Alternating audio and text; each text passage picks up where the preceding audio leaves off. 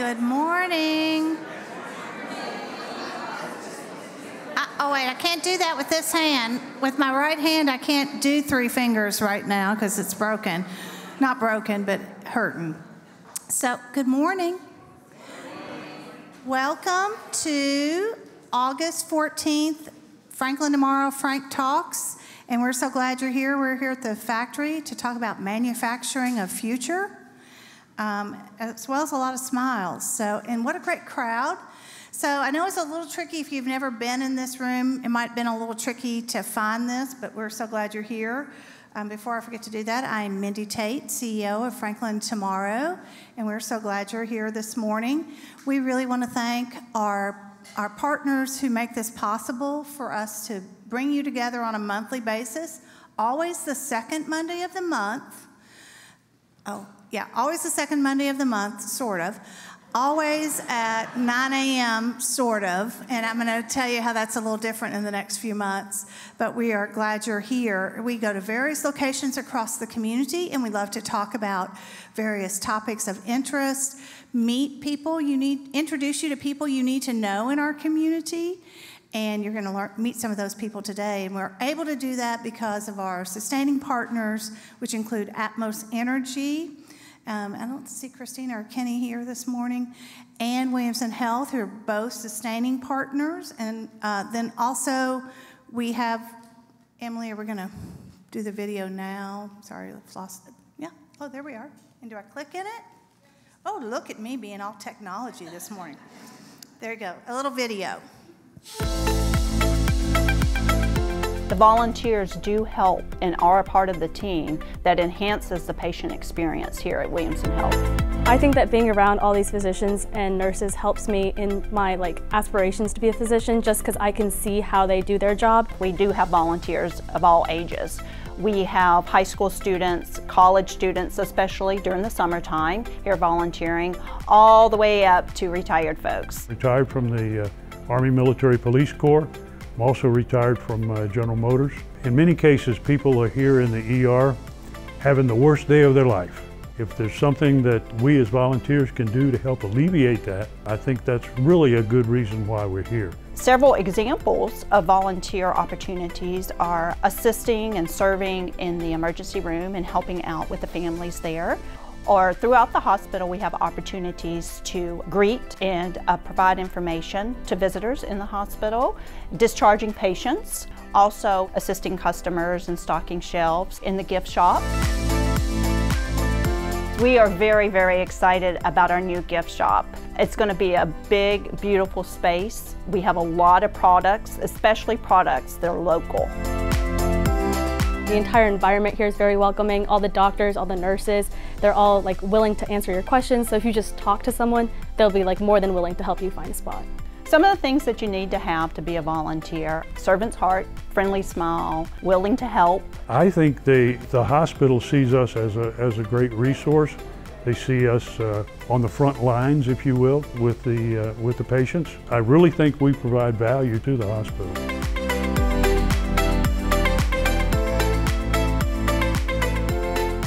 Great. Now, who knows what they used to call the volunteers? Greg, you want to come up and tell us what they used to call the volunteers? I've only been there for a year and a half. Does anybody know? Raise your hand if you know what in the back row. The pink ladies. Pink lady? They were the pink ladies. The pink ladies. We have pink gentlemen now, too. And the auxiliary, we called them as well. So how often do people volunteer? you can volunteer as often or as little as you want. Because of the time and energy that we do invest in training our volunteers, we do prefer that they have a 5-month investment of their time back to us. But because of the time and the talents of our volunteers, we're able to enhance the services to our patients and our visitors. So we appreciate the opportunity to be here on behalf of the 2,300 employees of Williamson Health. Thank you. Thank you.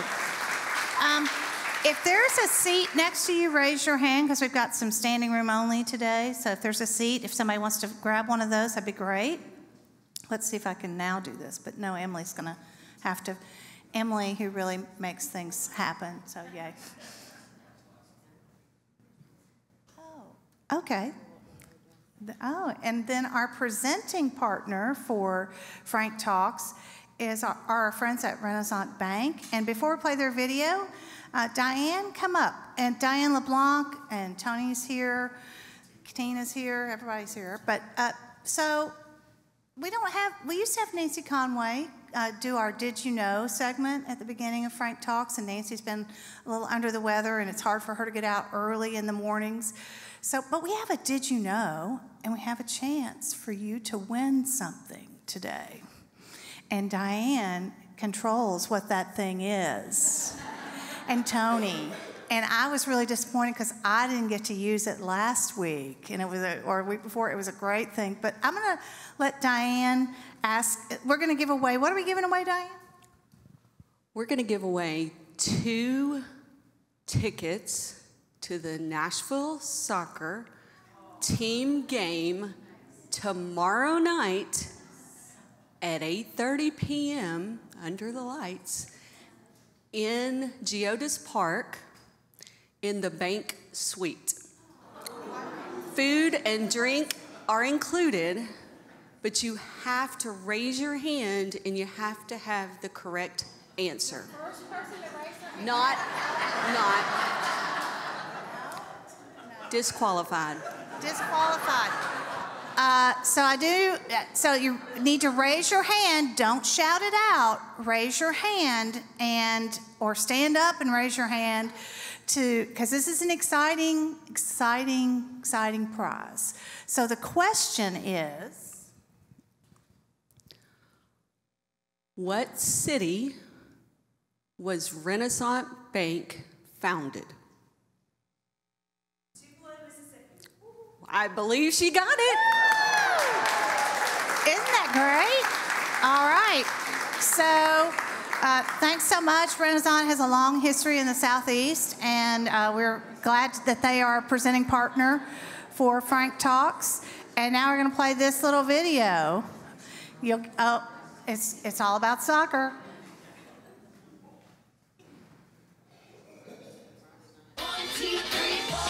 Playing professional soccer takes years of dedication, hours of practice, focused precision, and a fearless mindset. That's how you become great at your sport, but not how you should bank.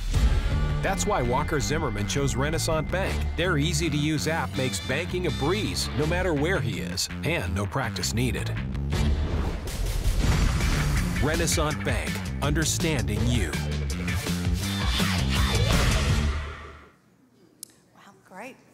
That's exciting. Let's see if I can get back down here with one hand. Oh, well, I did just go back. Oh, that's the right place. Oh, I'm at the right place. So we'll have some slides at the end that will tell us about some things coming up. But I always like to mention that Franklin Tomorrow's mission is to engage the community, foster collaboration, and then advocate for a shared vision for the future of Franklin. We've been doing that for over 20 years. If you're a Franklin Tomorrow board member, please stand or raise your hand. We've got several of them here, several people who've also been on our board, so we really appreciate their support. We are an independent 501c3. We work closely with the City of Franklin, but we are an independent 501c3. I think I saw Mayor Moore is here, and Peterson, one of our aldermen, are here. So thank you for being here and supporting that. And we'll move forward into our program now. And so this building is somewhat familiar to me because I've been coming to it for a long, long time, even before it was an entertainment venue. Having been in Franklin for a long time. So I am going to turn it over to Karis Campbell and Alan Arender. But Karis is going to come up, and Alan's going to be her slide person. So we'll talk at the end about some other things coming up in our community. Karis Campbell. Thanks, Mindy. So Alan Arender, a lot of you have seen me probably speak before, but you haven't seen Karis. She's the real show. Karis, what's a lot of fun about this project is we telling the story of the history with what's happening with the future. You don't get to work with a historian on staff on projects like this very much. So that's what Karis is. It's a long story how she came to us, but she grew up in this area. She went to Furman, played volleyball. She's tall. And then she she did her master's thesis in Rome about the factory. And then that made its way to us. We're like, we have to have Karis here. So she's going to start. Awesome. Well, thanks for joining us at the factory today, y'all. We're happy to have you. Like we've all said, today we're going to share a little bit about the history of the factory, how we came to mean what we do to the community, and then we'll also pull back the curtain on some things that are coming down the line. So as I said, I'm the historian, so I think we can all guess what portion I'm going to be talking about. So I always like to start off well, there's a little agenda, so you know what's coming down the line. I like to start off with a little roadmap, so we know where we're going in this portion of the presentation. So today we'll cover all 93 years of the factory's history, starting with our manufacturers. You can see there our first three are Allen Manufacturing Company, Dortch Stove Works, and Magic Chef, Inc. They're our stove manufacturers. And then our final producer was Jameson Bedding Company. So they're the longest running tenant from 1961 to 1991, at which point we enter a brief period of decay before a man named Calvin Lehue, who I'm sure is familiar to many folks in here, renovated the factory, took it over, and then in 2021, Holiday Properties, who's running the construction going on today, took over, and that's where we're going now. So there's a little bit of a roadmap, but for how we got where we are, we're going all the way back to 1929. At this point, the biggest industry in town is Lily Mill Flour Company. That's a small flour mill located just a few miles to the south over the Harpeth River there. Franklin itself is a small agricultural community, best known for the Battle of Franklin, which is a really significant Civil War battle that took place also a few miles to the south of us. It's a pretty significant loss of life in that event. So in the time it takes Franklin to process the grief of that loss, they begin to fall behind some of their counterparts in terms of economic development. The conclusion of World War I, there's a lot of new technology introduced to the world, and it becomes apparent that if Franklin wants to keep up with the modern age, if they want to remain separate and distinct from Nashville, they're going to have to embrace industry. To that end, in September of 1929, when a Nashville-based stoveworks called Allen Manufacturing Company reaches out and they say, hey, we want to bring a 150,000 square foot plant to Franklin, it's like the answer to a prayer. And the offer doesn't just stop at the plant. They also want to bring 250 jobs and a $1,200 weekly payroll. So they've also got some name brand recognition. They've got posts as far away as Japan and Africa. They've also got ads in the Saturday Evening Post. So they're a very big deal. But the offer comes with a little bit of a catch. If Franklin wants to bring the new plant to town, they're going to have to raise $175,000 in stock purchases to help fund the new construction. Now, these days, that's not a huge number around town, but it's actually the equivalent of around $3 million. So a pretty hefty chunk of change that Franklin's going to have to dole out to bring industry to town. They're really excited to step into the modern age because that money is raised within a week. And it's not just a couple of big name tickets that are putting in that money, it's small families, it's farmers, folks just buying 1 or 2 shares at a time. So it's truly a community-wide effort to bring the factory to Franklin. And from then on, Franklin and the factory enjoy a really tight reciprocal relationship where there's support going both ways there. So construction begins in October of 1929 and is completed in the spring, but Allen's ready to get going, so they're hiring folks before construction's completed. We like to say today that we're just following factory tradition by remaining open during renovations. So these street construction fencing, that's why we've kept it up. Unfortunately, their success was not long-lasting. So I said that their construction began on October 14th, 1929. 2 weeks later, the stock market crashes. It takes a little bit of time to hit Franklin. It's a small agricultural community, like I said, but eventually that economic pressure does hit. And the factory's forced to declare bankruptcy in 1932 and close its doors. At that point, around 300 folks are working there, about 10% of the population of Franklin at the time, and they're all about to hit unemployment. So Franklin is in pretty dire straits. Their first attempt at industry is about to fall through. They're really not sure if they can maintain that new change in economic priorities there. But what comes through is another Nashville-based manufacturer called Dortch Stove Works. If their name sounds familiar, it's because it's still painted on the front of our building there. And Dortch Stove Works is helmed by a man named O.L. Dortch. He's out in Nashville at Liberty Range Works, and he's at a bit of a crossroads in 1932. He can either build an entirely new plant to keep up with new manufacturing processes, or he can close up his shop, and all his employees are going to hit unemployment as well. So what hits his desk in the winter of 1932 but an ad for a brand new, completely modern plant down in Franklin that's move-in ready? He absolutely jumps on the opportunity. He only buys it for $60,000. That's the building and all the machinery inside. So he, like Allen Manufacturing Company, is ready to get going. He's hiring locally, putting out ads in the paper for anybody that has space for his workers to move down to Franklin. And from the get-go, it's like the Great Depression can't touch Dortch. Right away, he gets off going with around 250 employees, but at their peak, Dortch Stove Works is employing over 500 folks. They're the only company in Williamson County to employ over 100 people for over a decade. So they're a real source of economic power in our community there, and their success encourages other industries to move to town too. So just after Dortch gets off to their start, O'Brien Manufacturing Company comes to town. They're gonna make overalls, jeans, things like that. But these days, we're home to Nissan North America, Mars Pet Care, soon to be the home of the Southeastern headquarters for In-N-Out Burger. So Dortch might not have been the direct connection to us getting our animal-style fries, but they're like a nice domino that put us on the path. So we're really grateful to have Dortch there. Now, unfortunately, they got 22 years of good work here at the factory, but as the South begins to electrify, as coal and wood-fire ovens start to fade out of popularity, they're not able to keep up with new industry practices and technology. So in 1955, they decided to merge with Magic Chef, Inc. Their name might sound familiar. They're still making products. I know I saw a fridge from Magic Chef at Lowe's the other day. So really well known in the industry, and they're actually the first company to introduce a temperature control dial as early as 1915. So where Dortch is starting to fall behind some of the industry leaders, Magic Chef is leading the pack. Unfortunately, they're only able to operate out of Franklin for about 6 years there. And that time was almost halved when in 1958, there's a downturn in the market appliance. So folks really just aren't buying new kitchen appliances anymore, and it's starting to put pressure on the plant in Franklin and their second plant in Cleveland, Tennessee. Now, when the city hears that the factory might have to close up shop for good here in 1958, they're rightfully concerned. Magic Chef is still a major employer in the community. They're really concerned about that loss of job opportunities there. So they come up with a really ingenious idea. They say, hey, what if we buy the factory from you and we'll lease it back to you at a favorable rate? Now, I, like Magic Chef, am a big fan of a giant check, so they're like, sure, go ahead and buy it from us and we'll use the money to keep going. So the city releases $600,000 of industrial bonds. And just like before, Franklin comes through, they buy up those bonds, the city owns the property, and Magic Chef stays in town for a few more years. Now, I don't have favorites for our manufacturers, but I do have a soft spot for Magic Chef because they published a monthly company magazine that gives us a slice of life of what life was like at the factory in the mid-century there. So we've got some pictures to show life clocking out at the end of the day, the old alley of presses that was in the Grand Hall that we can go check out later there. Resources like these are how we know that a man named Byron Fincham had a great vacation in Miami, that they used to grow tomatoes at the front of the property, and that Mary Jane McGee's pumpkin pie is actually delicious. Now, unfortunately, like I said, they were only able to remain in operation for about 6 years, so that downturn in the market appliance doesn't turn into an upturn. Eventually, they do close up shop here in Franklin and move all production to Cleveland, Tennessee. Now, that brings us to 1961, and it is the end of our stove manufacturers here, but it's not the end of our industrial journey completely.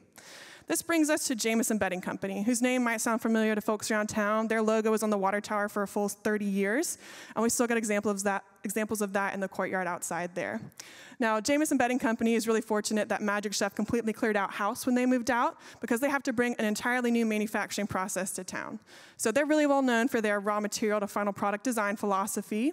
So they're not just getting parts and pieces and assembling them here and then sending them off to their buyers. They're actually doing all the processing in-house. So I'm talking about shipments of raw lumber to the back of the property where they're going to dry it in their own kiln and then leave it to cool in the shed before it goes to the woodworking department. They're actually spinning their own wire springs in this building we're standing in today, processing raw bales of cotton in the old Jamison Theater, soon to be Turner Theater, and coming up with custom upholstery patterns over in Building 13. So they're really all in on the production philosophy, but they're also really well known around town. You know, if you didn't work here, you knew somebody that worked here. We'll still have folks come through that tell stories about when they or their granddad or their uncle or aunt worked here. So it's really nice to have that continuous connection with our Franklin neighbors there. So they're here for about 30 years, which brings us up to 1991, at which point the factory itself is 62 years old and starting to show a little bit of wear and tear there. She's seen some pretty heavy manufacturing and is starting to show leaks, some structural concerns, and in general, technology has advanced so much that the space isn't well suited to new manufacturing methods there. So in 1991, they decided to ship off different departments across the Southeast, including Tupelo, Mississippi, home of our bank sponsor there. And then the factory closes manufacturing for good. Now, at this point, as a reminder, the city still owns the property. Jamison was just leasing. And it starts to decay the longer they can't find a tenant. And it kind of makes sense that they're struggling. The city is sitting on 350,000 square feet of used industrial space. Any manufacturer that wants to take it on is going to have to spend a lot of time and money to get it up to shape. So it reaches about the mid-1990s, and it's in such rough condition that when a movie company reaches out with interest in blowing up the factory for the practical effects of a movie, it looks like that really might be the end of our factory here. Now, luckily, I don't think I have to tell anyone here, Franklin is a historically minded town, really proud of preserving our landmarks and heritage. So when this was floated around, a lot of folks recognized that while the factory's industrial era might not have been historic yet, it had really just ended 3 years ago. it was still worthwhile to preserve its legacy for future generations. So one concerned citizen reached out to a man named Calvin Leahy, pause right here, for some images of how serious the decay had gotten in the 90s there. So really significant damage there. This kiln is no longer standing because it was in such structural decay. It was saved by a man named Calvin Leahy. Now, he might be well known around town. He's an avid businessman. He's got a passion for preservation and some out-of-the-box thinking that's going to help the factory transition from industrial to a new use there. And Calvin's got some unique ideas. These days, industrial heritage and adaptive reuse are pretty trendy design philosophies. At the time, no one had really envisioned turning an industrial space the size of this one into a community hub. So he's getting a lot of comments from across the boards. Banks don't really want to loan him the money. People are like, there's no way that's going to happen. But Calvin is a can-do guy, so he decides to get it done. Finally finds a bank that's willing to loan him the money on 3 conditions. 1, he has to put down $1 million of his own money. 2, he can only start construction on a space when he has a tenant lined up. And 3, he has to stop flying. Calvin is an avid aviator. He flies experimental aircraft, and he's lived through 6 major plane crashes. So when the bank is like, if you're going to take on this project, both feet stay on the ground the whole time.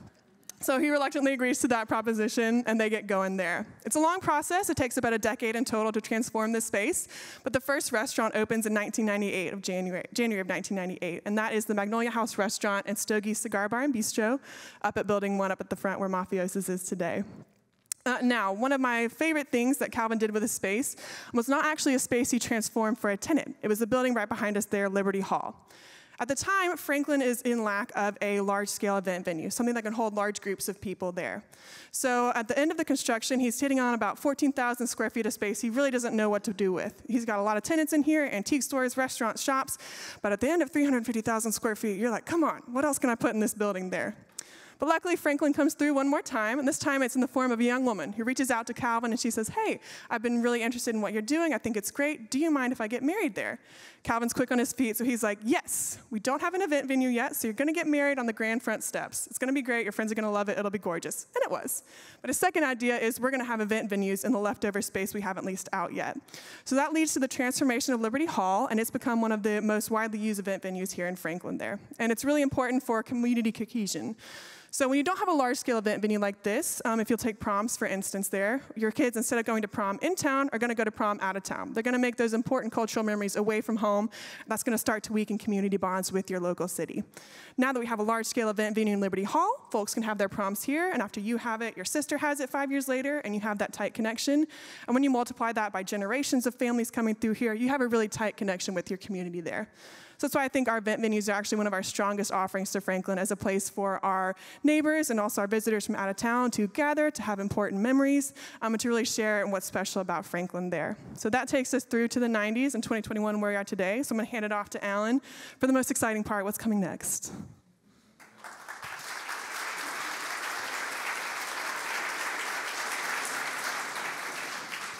So it's downhill from here because Kara says, did you all learn something? I mean, every time she does that, I learned she works in something new that I didn't know. So any questions on any of that before we run through? Mindy?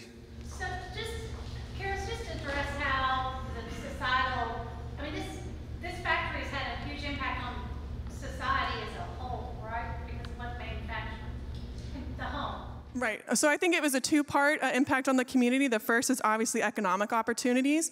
So the factory is the first one to establish Franklin as its own source of industry, really distinguishing it from Nashville and encouraging other industries to move to town. So that's how Franklin kind of becomes the industrial center of Williamson County. Outside of encouraging industry, it also creates job opportunities.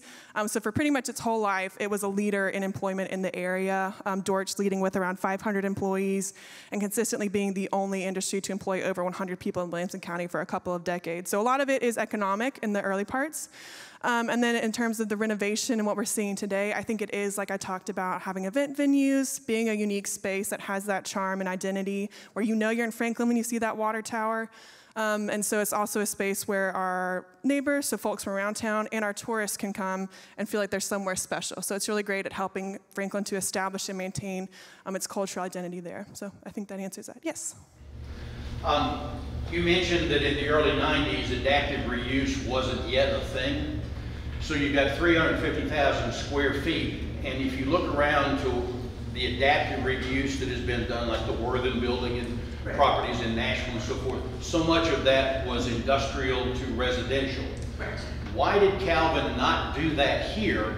Was it that he didn't like residential, that he thought there was a higher and better use? What made him different from so many other people who might have just sliced it up into residential, which would be pretty cool residential? Right, that's a great question, and we've had numerous conversations with Calvin over the years. I never directly asked him that. From our conversations, what I got is Calvin is a very creative-minded person. He's all about encouraging the arts, creativity, and a community. So I think he recognized the value of having a space for education, for learning, to support local businesses and things like that. I think were priorities for him. He's always been involved in industry, rehabilitation, preservation, and business. So I think he understood the value of a tourist attraction as well as the value of an artistic community here. So I believe that's why he decided to do that instead of residential. It's a great question. Any others? What's the history of the front building, and are you going to talk about the future of the restaurant? So I'll speak to the history, and then I'll hand it off to Alan to talk about what's going through. It was always the front office. So for all 4 of our manufacturers, that was the front office. It was a showroom. And then when Calvin took it over, it's been home to 5 different restaurants. We can reel them off. It was Princeton's Grill, the Magnolia House Restaurant, Boxwood Bistro, the Flying Horse, and Mafiosa's, who is our latest running tenant. But for future plans, Alan will have the information on that. Can you give us their menus, too? It's like, she probably can, actually.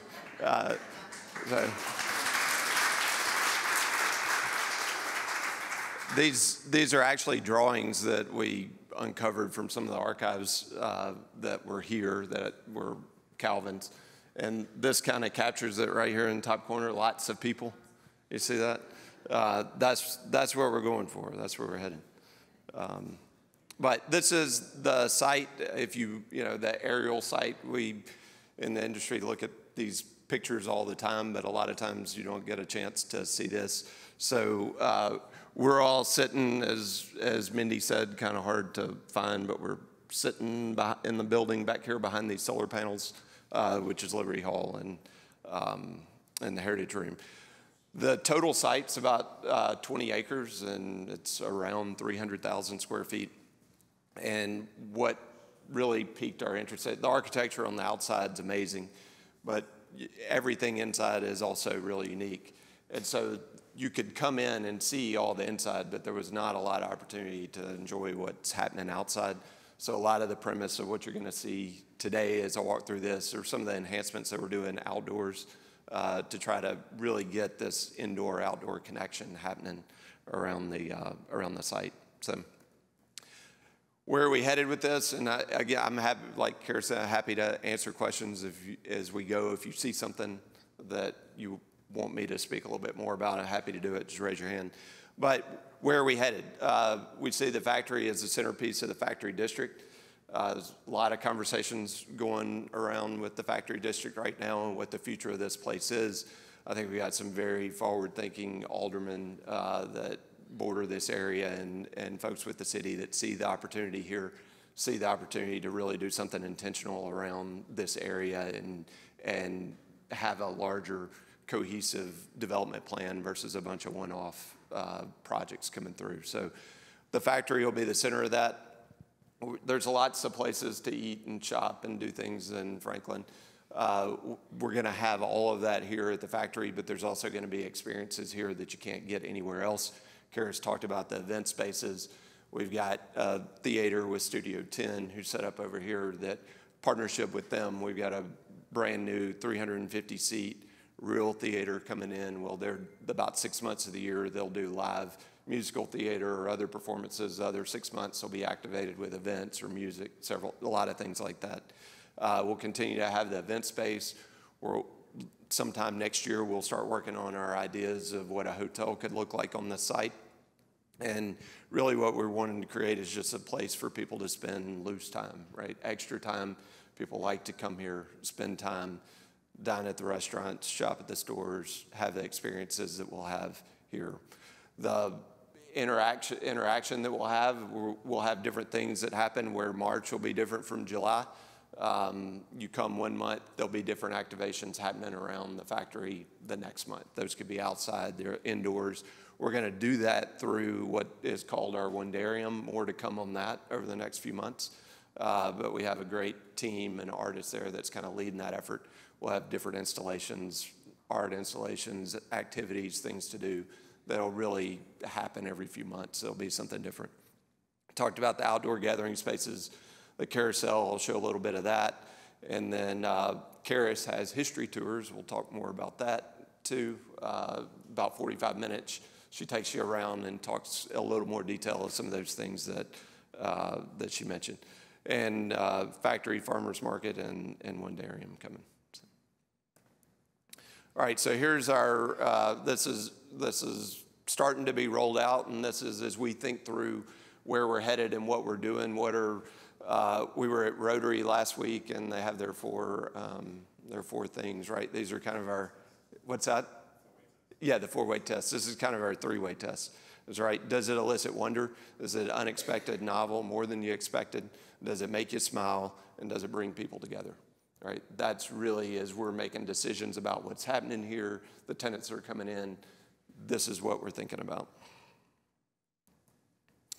You've seen a lot of the branding, starting to see some of the shirts trickle out. This is the factory itself is a great brand. We just enhanced the logos a little bit, and that guy in the middle is Frank. Frank's going to be a big part of kind of telling the story as we go forward. And there's a lot of construction. The Skylight Bar is open. The Honest Coffee's new space is open. There's a lot that's about to start opening in September. September, really through this time next year, there'll be a ton of new things happening. Frank's going to be a big part of telling that story of what's happening there. So this was our areas of focus, which you can see in red. Those are the spaces that we've really touched on the exterior of the building. And then those areas highlighted in blue are the outdoor courtyard type things that are going to be getting more, you'll start seeing those come together here over the fall and through early next spring. But that area in red along Liberty Pike, that is been reconfigured, and now we picked up about 30, 40 spaces in there.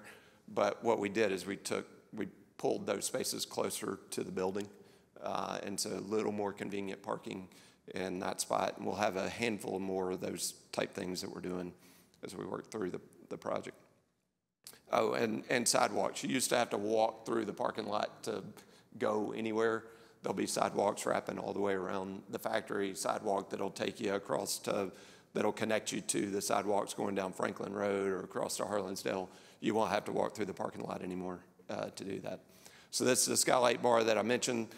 When you used to come to the front door of the factory, there was a desk where Leslie sat. There's Leslie. She sat at that front desk and welcomed everybody.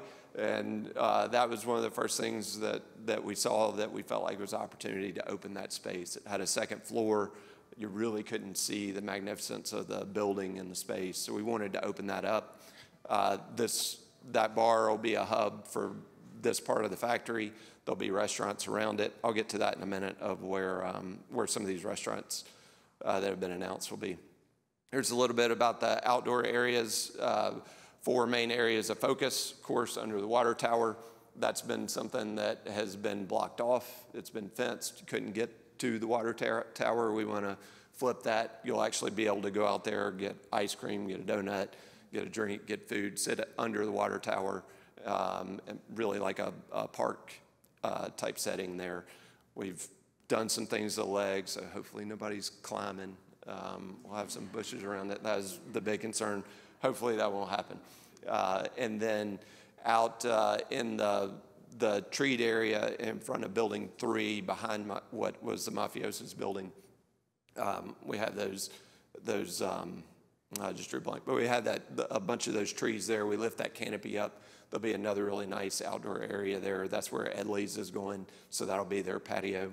And then up by Rusty, the mechanical man, right here outside Honest Coffee, we have Hattie B's, Honest Coffee, Etch. Entrances will all be there. That area will improve. And then under the smokestack, right back here, that'll be a larger area that is also where the carousel will go. You'll see a little bit more of those details. So here's the renderings of what those things will look like. So there's your park under the water tower. Sapphire, everybody heard that announcement. So that's fun. That'll be a lot of fun. This will be Sapphire right here on the corner under the water tower. That's where they're going. So all that, you know, really activating this area out on the front corner of the building. Yeah, he saved it. Yep. It'll be back. I sure did. Then this is the landscape area courtyard out in front of Edley's. So Edley's is coming in here, and then this area will be open as well. Some of that is their space, but really just kind of open for public area. The drop-off out front, you've seen it. It's not done. The end result there is that's all, it's got a concrete drop-off, kind of like you see here, and all these are brick pavers that lead around. Took a long time to get these pavers, but they're close. Things like that are coming. Then this is that area along Liberty Pike that I just talked about that we've adjusted some of the parking. So this spot right here is Etch. That's the old Viking store, if anybody been to the Viking. And then next to them, that's where Fork of the South is now. That's Two Hands Cafe. It's an Australian cafe. It's like all-day cafe type restaurant. It'll be a lot of fun. And then this is where we are as far as our leasing. If it's gray, it's leased. If it's red, it's mostly accurate. Really what we have, all of this is now leased. This is leased. We have this large space, about 5,000 square feet now that's available. And then Times Past is moving to this spot. She's gonna keep the store, but have a little bit more like a toy component to it. And then so her space up there now is available. We've got various activity on that. It's probably leased. So really what we're looking at is about 5,000 square feet there in the middle of the factory available. And then we have Building 8 back here that is the largest space, about 20,000 square feet. We can't get back there yet to start working on that space, but we will. That's really what's left. So the response here has been of people wanting to be here and be part of Franklin. I mean, it's been incredible to see how, you know, in the 18 months that we've been working on it, that this much activity is here is tremendous. Here's a little bit of the brands and what's coming. I tried to mention most of them. Hattie B's is here. Who did I not mention? Oh, we have Daddy's Dogs going right there where Pinchy's was the most recent one that was there. So Daddy's Dogs there. Gray's Fine Cheese will open. They're trying to open late September, October. So that'll be cheese, but they also have like sandwiches and things like that. And then White Alligator is also on that corner. That used to be the old guitar shop, if people remember that. So that's New Orleans Po' Boy restaurant. He'll open September, October. And then a lot of like Edley's, Otaku Ramen, Sapphire, those guys are probably late this year, early next year. Jenny's Ice Cream will be back open here late summer. And then I mentioned Studio 10. That's where the same theater they have been, just a whole different experience. They're opening October 19th. It's a race, yeah. So up on the top left corner there is office company Diaconia. That's building 2. That was, a lot of people had been into office of that building before. That's all completed. They're moved in. It's amazing space. It's really, really pretty. They did a great job with it. Where that red arrow is where the carousel building will be. Here's a quick run through of the restaurants. Sapphire, White Alligator, Honest, Etch, Edley's, Hattie B's. Let's see, Two Hands, Otaku, Gray's Fine Cheese. There's Five Daughters, Franklin Juice, Jenny's. Then we have Mojo's is staying, Skylight Bar, Daddy's Dogs, and that pretty much rounds up the food portion of what we have. It's a lot. I mean, there's going to be a lot of food here, a lot of fun places to go. A little bit about experiences and events. Again, the opening of the Skylight Bar on that picture, and then I mentioned our kind of creative director, Bryce McLeod, artist. He's really doing a lot of planning around some of these activations and experiences we'll have. Talked about the carousel and the farmers market. You've seen the carousel a good bit. What you haven't seen is our vision of where the future factory farmers market is. So this is the carousel building here, and looking at taking that same covered area that's back here, moving it. What we really like about this spot, we can do about the same size market vendor-wise, but we take up about 50 or 60 less spaces, parking spaces to do it, and it contains it in an area that's a little more walkable. We can close it off. It's a little more central to the factory, and so that's our vision of the future of a farmer's market here at the factory. There's one more view of that. There's the carousel, the smokestack there behind it, and then the entry into Building 8. Talked a little bit about Studio 10. This is the Grand Hall, their marquee entry. This is actually an older rendering. It says Jameson Theater, that Turner Theater marquee there. That'll be their main entry coming off the Grand Hall. And get inside, you'll have real theater seating. It also we'll have a mezzanine that wraps around that seating that you can stand up. And about 350 seats is, I think, where we ended. And then that space can also convert to events. It could be a 200 to 300 person seated event or speaking type thing. And so this is that transition of that room. I mentioned Karis, the walking tours. You can sign up for those on the website. They're free. She does them about every 2 weeks on Friday mornings. Yeah. We had the Historic Commission out a couple weeks ago and sent them through. It was a good experience, a lot of fun. Have them engaged on it. Then you've seen this communication station. People wonder, what is this? This is one of Bryce's things that he's working on. This is the Idea Generator. And so they actually have a little podcast that they put together with this. And it's a spot for some feedback to us too, of what people are seeing and hearing. You can drop a comment card in there. We are looking at them. And so that'll move around. That's going to move around a little bit here over the next few months. Weddings and receptions, Karis mentioned this. That's something that wasn't happening at the factory for a long time. This was the first wedding reception that we had this summer. Was it in June, Tammy? And so you can see what that space can transform to.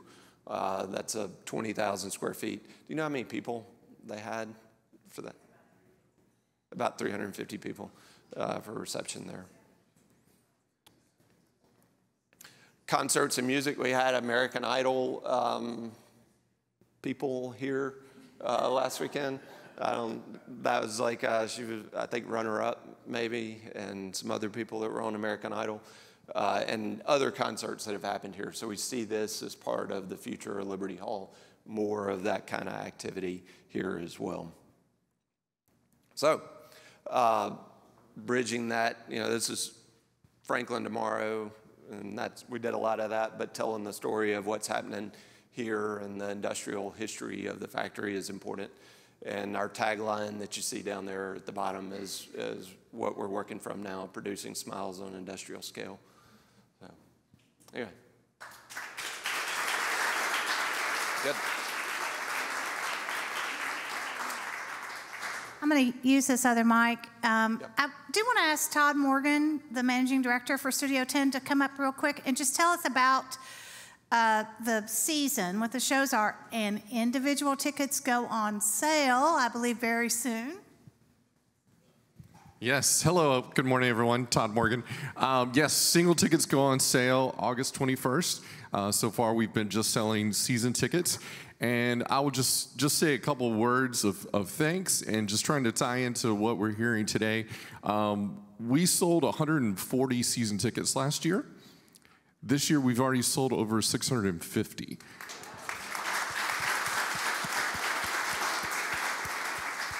All of that tying into what you're hearing today and all the work they're doing here at the factory. We're just so excited to be a part of it. We have been in Jameson since 2014, but we're super excited to open Turner Theater on October 19. We're opening with a musical you may be familiar with. If you're not, you will know the names of the show. It's called $1 Million Quartet, and it's based on an actual event that happened one night in Sun Records with Elvis Presley, Johnny Cash, Jerry Lee Lewis, and Carl Perkins, and they actually had a one and only night jam session. It's a magical show. I've been trying to get the rights to it for about 6 years, so we're super excited to open our season with it. At the holiday time, we're coming back with It's a Wonderful Life, a live radio play. If you didn't get to see it a couple of years ago, it's a truly magical show, and we've set it right here in Franklin, and so we're just tying into a lot of things in the community. And then in the spring, we have Driving Miss Daisy, which really needs no explanation because most of you are familiar at least with the movie. And then we're closing the season with Cabaret, the Kander and Ebb musical. So we're super excited about this season. We're doing a 4-show season this year because we're opening a little bit later than we normally would with the construction of the new theater.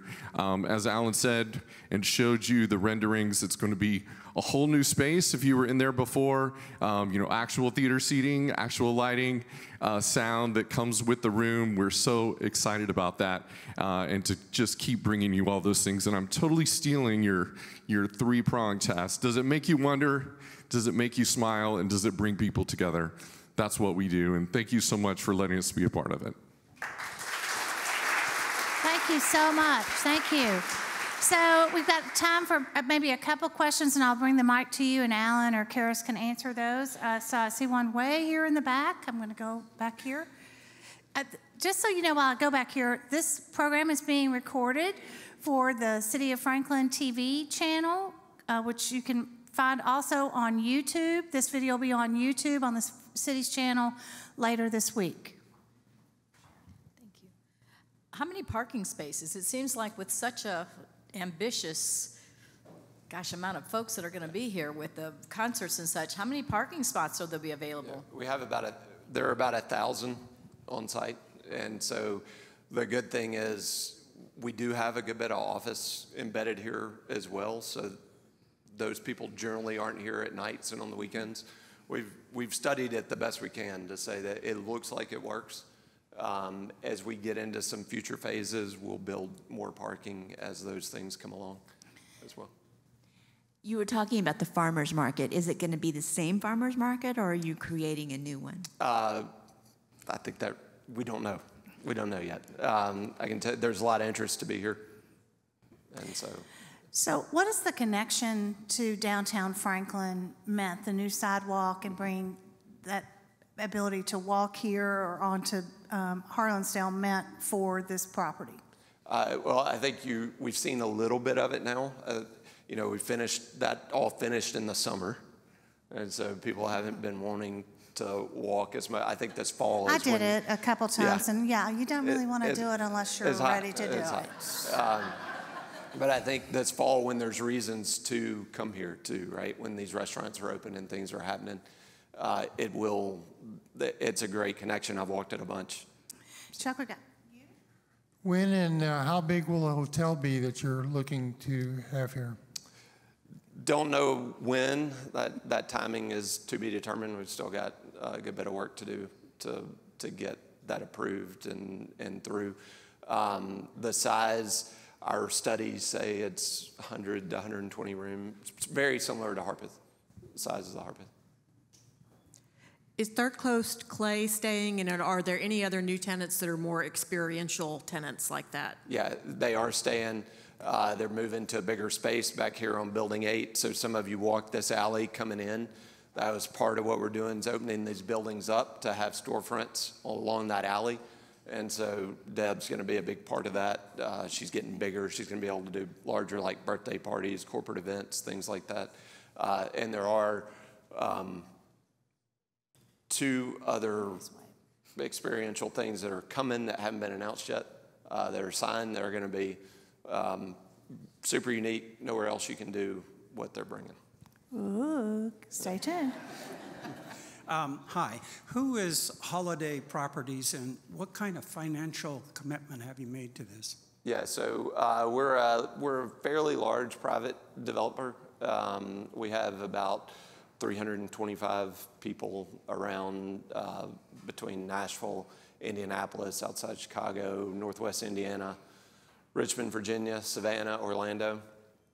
So we do all types of development projects. We have redevelopment projects like this, hotels, apartments, industrial buildings, medical office, things like that. And so we're spending a lot of money on this. We don't hope, you know, we'll see when we get to the end. But I think everybody knows I